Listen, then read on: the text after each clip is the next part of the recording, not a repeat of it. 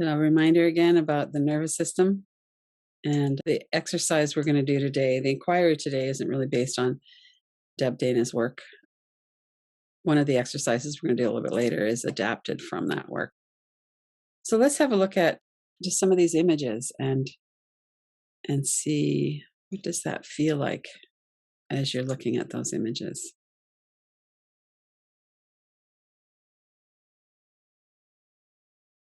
So on the one hand, we have the Reese Witherspoon's comedy around Legally Blonde, the stereotypes we have of blonde women in particular not being very smart. There's a number of well-known people who are lesbian, gay, transgender, non-binary. I put James Bond there as kind of a representation of heterosexuality, heterosexual male, that strong, tough guy. Rachel Maddow is a well-known MSNBC news commentator as a lesbian. And just different images of people who have something to do with gender exploration. Demi Lovato recently came out as non-binary. Notice what it feels like to look at these images. Some of them are very familiar to us.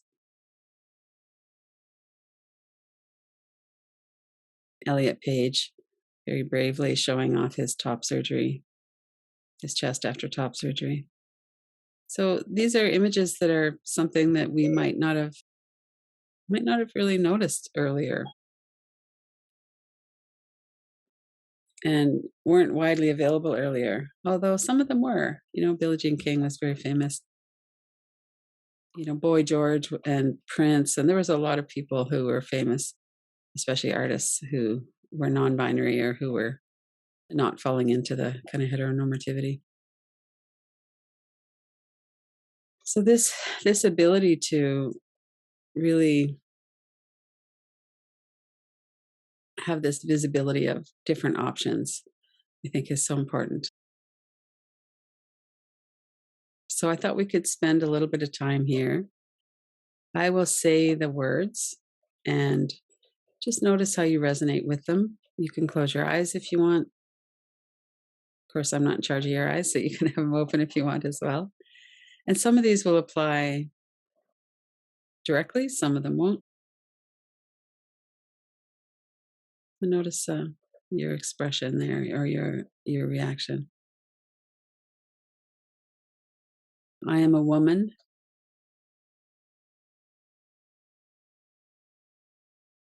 And if you're in a body that's gendered as female,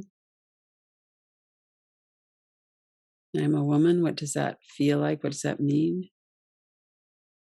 I'm heterosexual. I'm a lesbian. Or if you're in a male body, I am a man.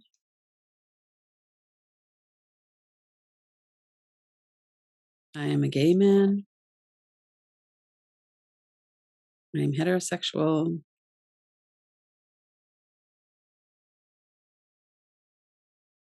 And for any gender, I am gender queer. I'm gender fluid.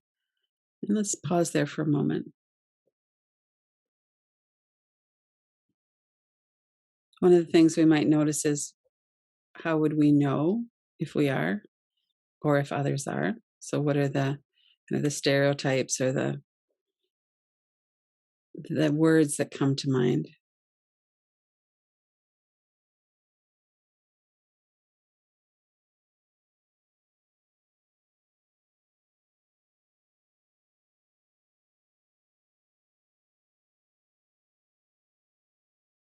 And I am non-binary. Non-binary is being defined as someone who doesn't fit into male or female, who doesn't identify with either of those genders, or perhaps not with a gender at all. I am non-binary. How does that fit?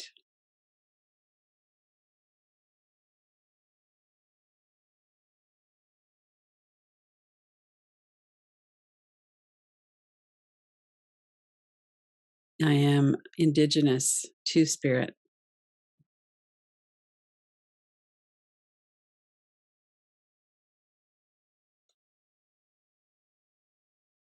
These are many of the terms that people use to describe their gender identity. And we're kind of going in a little bit to the sexual orientation when we say I'm queer, I'm gender queer. There's a link there. But there's also, just at the moment, really to focus on the gender identity part of this. And so the next component is, were you born in the body that you feel relates to the gender that you feel inside? So if you were to say, I'm cisgender, for me, I feel that that applies. So I identify as a girl, and my body was identified as a girl at birth. So do you feel like you were and are the gender? Do you feel a resonance to that? The one that you were assigned with at birth? Or do you feel like you're transgender? So you identify as the opposite. So many times girls identify as, I actually feel like a boy inside.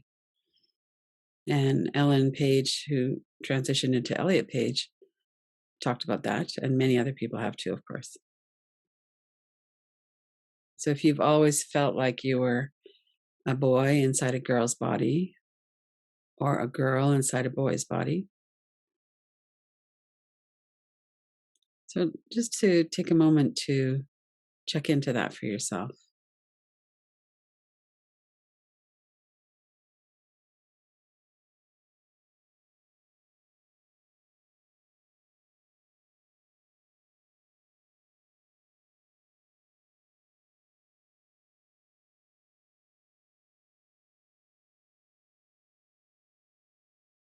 And how would you know?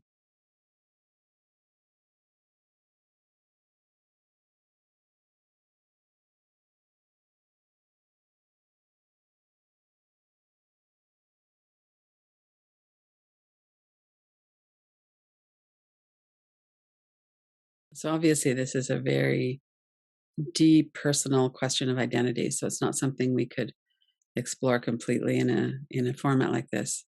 Just to open up the question, if you were to say I am transgender, what would that feel like for you? Might feel very true, it might feel not true at all, or maybe somewhere in the middle. Notice if there's a curiosity there.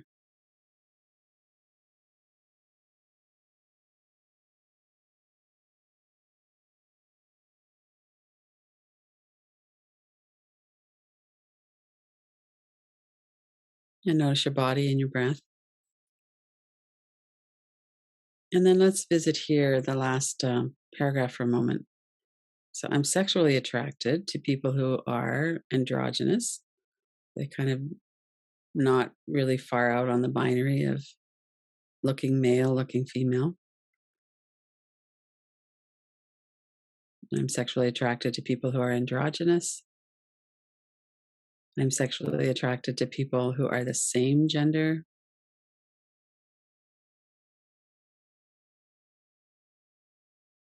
or the opposite gender.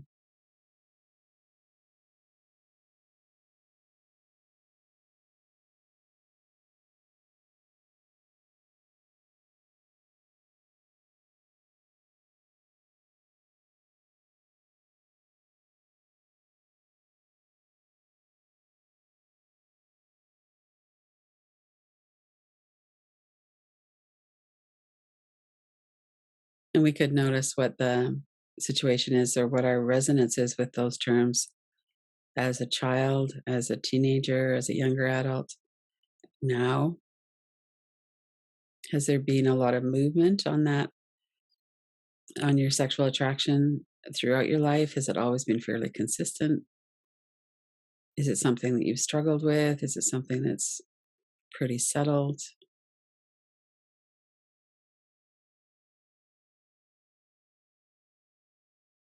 And I am asexual and I'm pansexual are two very different terms that may or may not be familiar. Pansexual is more, my sexual attraction doesn't really rest on gender identity for the other person. And asexual can mean a lot of things, including I don't really have an interest in sharing with other people sexually. And there's a range of ways that that shows up as well. So there might be images coming through. I'm just looking to see what comes up when we say those words, try those identities on.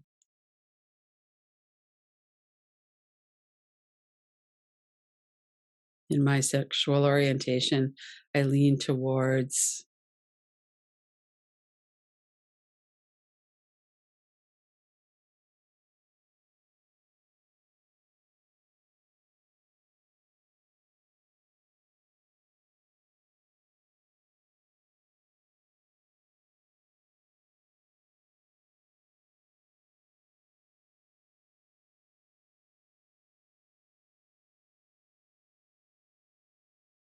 so now we're going to move this into a series of more specific questions, inquiry and reflection questions.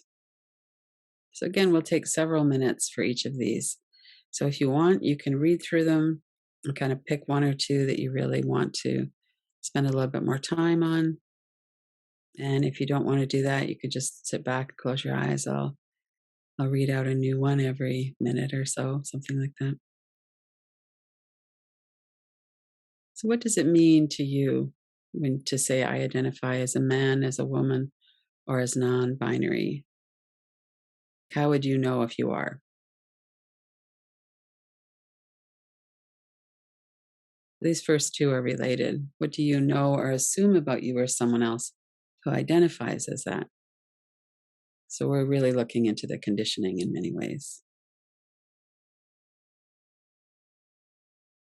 Most women don't use power tools. A lot of lesbians do. Lesbians wear work boots. Other women wear high heels. There's a lot of conditioning like that. So, what do those words mean to you? Man, woman, and non binary.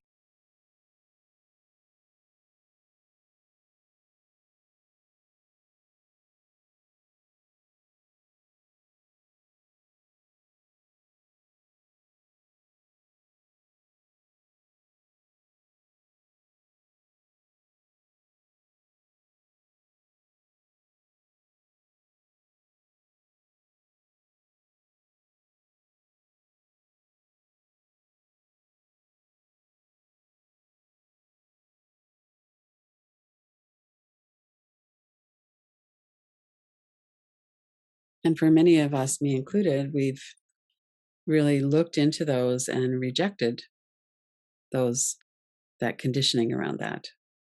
There's no reason to believe that a man needs to be tough and a woman needs to be soft and all of those binaries.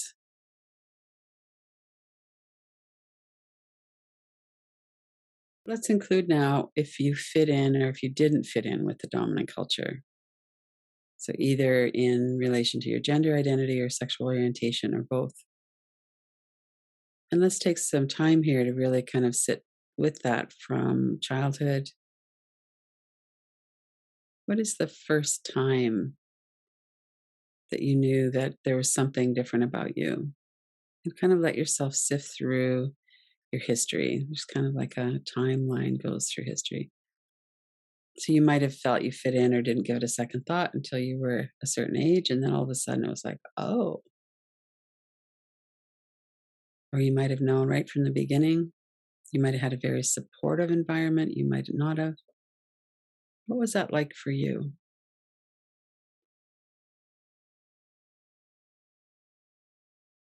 And some of these memories and associations might be traumatic. So keep your eyes open if you're feeling activated by this. Do some tapping on your forehead. Take your attention into the sound and sensation of that. Remember to breathe. Not fitting in is highly anxiety producing.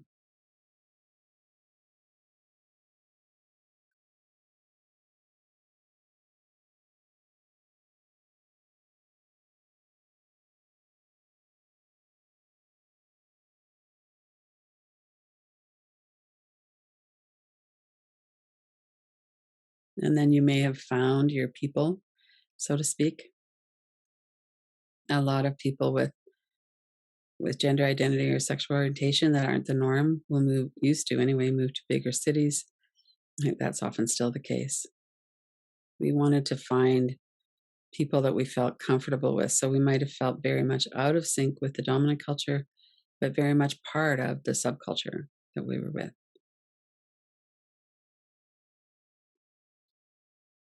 These are the people who get us.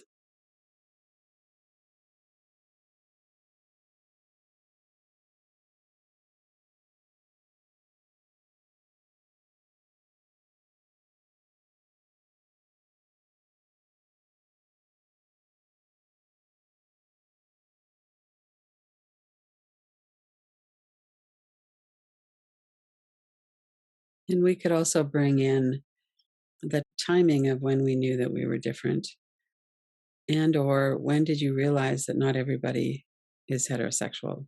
So if you are heterosexual and you identify as cisgender, you identify as the gender that was assigned to you at birth, when did you know that not everybody felt that way? Was it at school? Did you hear things in your family? Did you not? What's your past experience with that, and how is that for you now?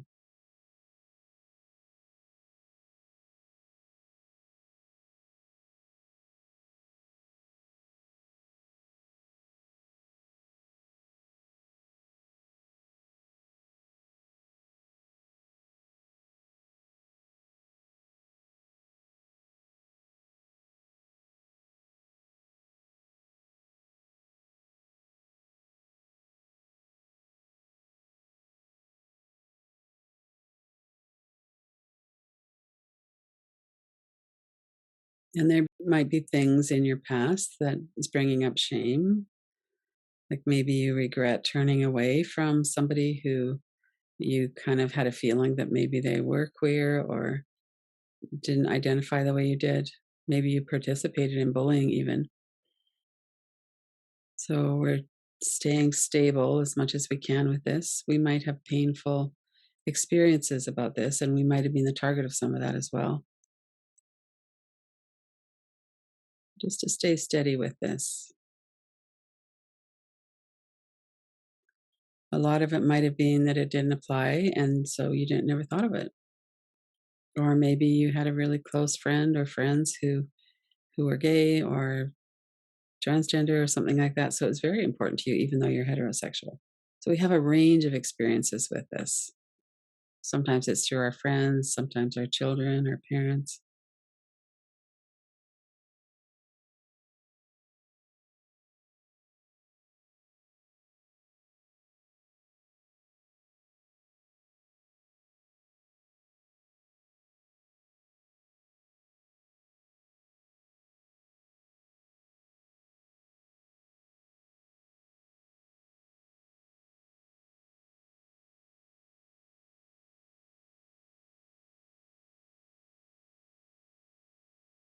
And if you were outside of that gender binary and not identifying as heterosexual, who did you talk to about it and why or why not?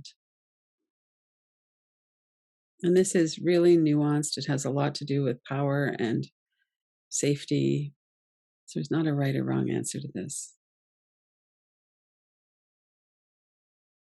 And if you're heterosexual and it didn't apply to you, how might you feel about that? Maybe you have familiarity through friend or somebody. But what might you feel if you couldn't be open about your own sexual orientation or gender identity? Kind of sense into that.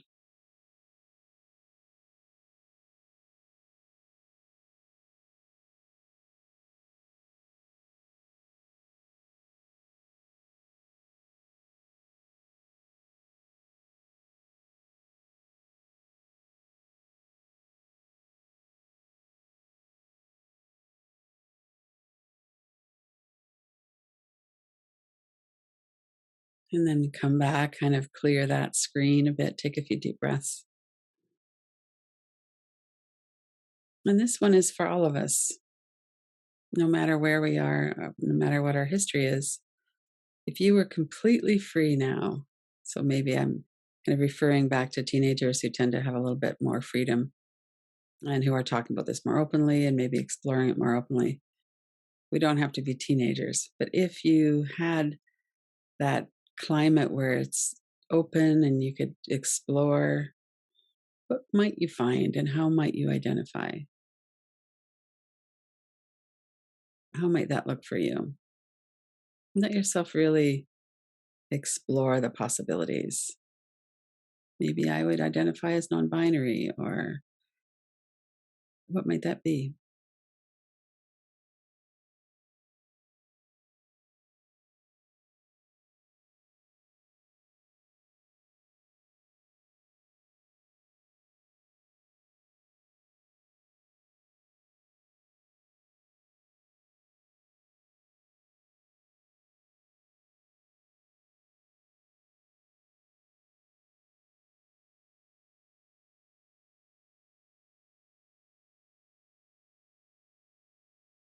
And sometimes there might be anger or grief at the way our choices were limited and we were forced into a box that didn't really fit.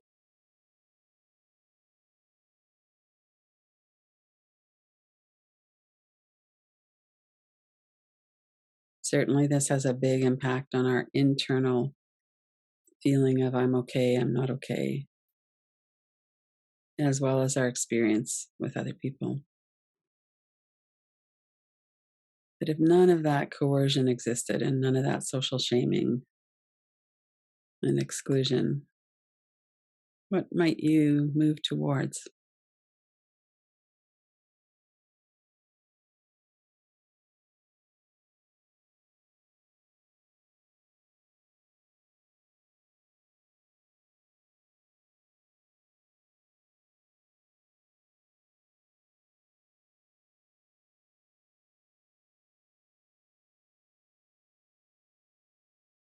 And sometimes when we're exploring like that, we hold ourselves back. It's like, oh my gosh, I couldn't do that. This is just a visual in our mind right now. We're not actually going to do something. We're just entertaining the idea in our mind. What might you be attracted to? Or how might you identify differently?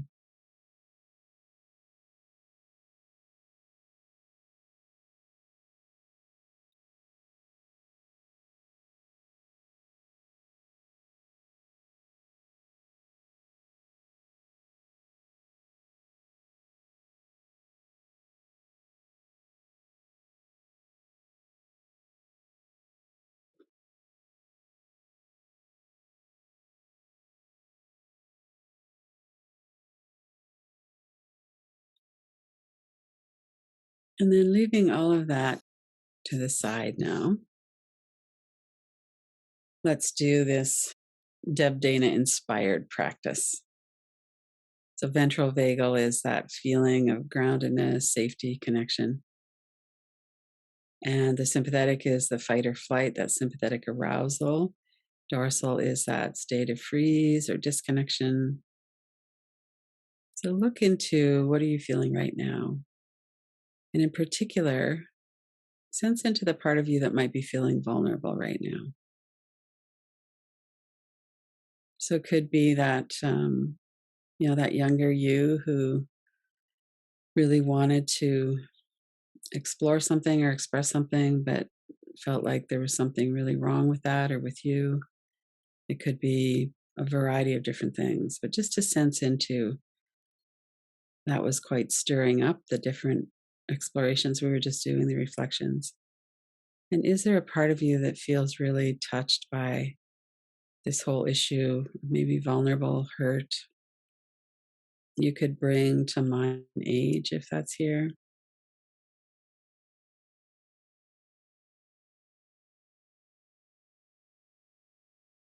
And then from this grounded place in ventral vagal, where you're in balance, you're breathing, your body's soft, you're centered, how could you offer that warm ventral embrace to yourself, to that part of you that feels vulnerable or hurt?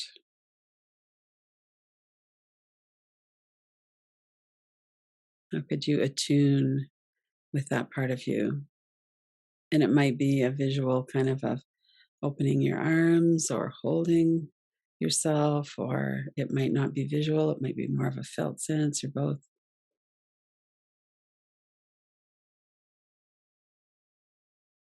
What would that be like for that vulnerable part of you to receive the invitation into connection?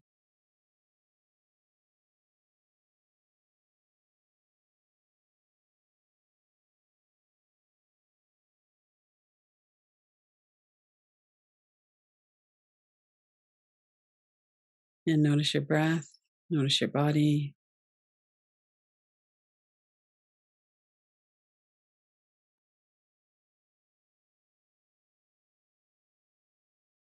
Let your more resourced adult self really offer support and connection to that vulnerable part of you that didn't have it before. It's really hard to be outside the norm, especially about something as personal as our gender identity and our sexual expression, our sexual orientation. Let's pause here for a couple of minutes, really feeling into that. Let yourself be supported that way and be connected.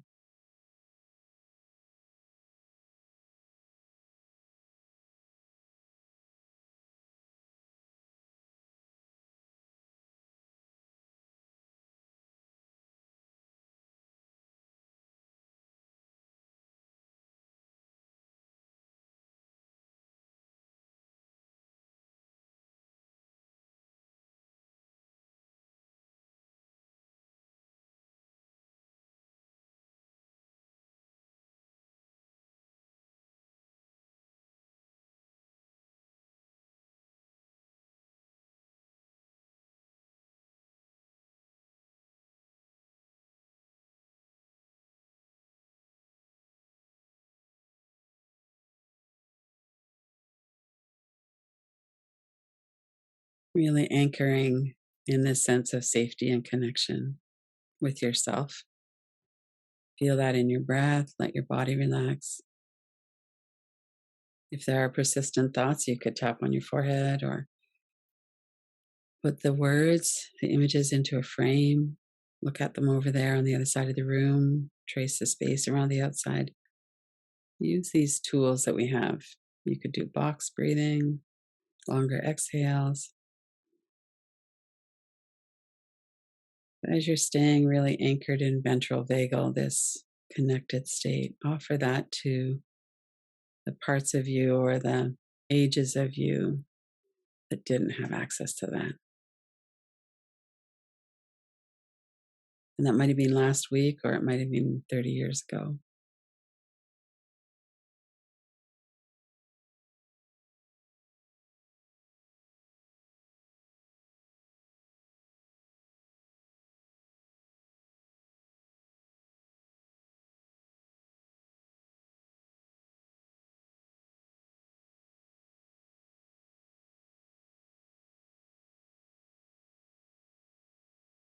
In about a minute, we're going to come back to the main group. This might be something that you want to come back to and really listen. What might that part of you that experienced those things want to share with you? And it might come up as images or memories where you could be present. There's often things that we would like to tell that part of us. I'm sorry that that was your experience. It was not your fault. There's nothing wrong with you. No matter what our dominant culture says, there's nothing wrong with you and your expression, your identity. I love you just like you are. You don't have to change at all.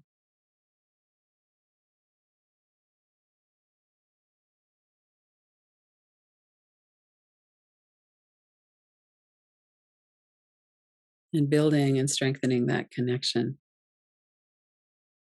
can be wonderful to come back to over time.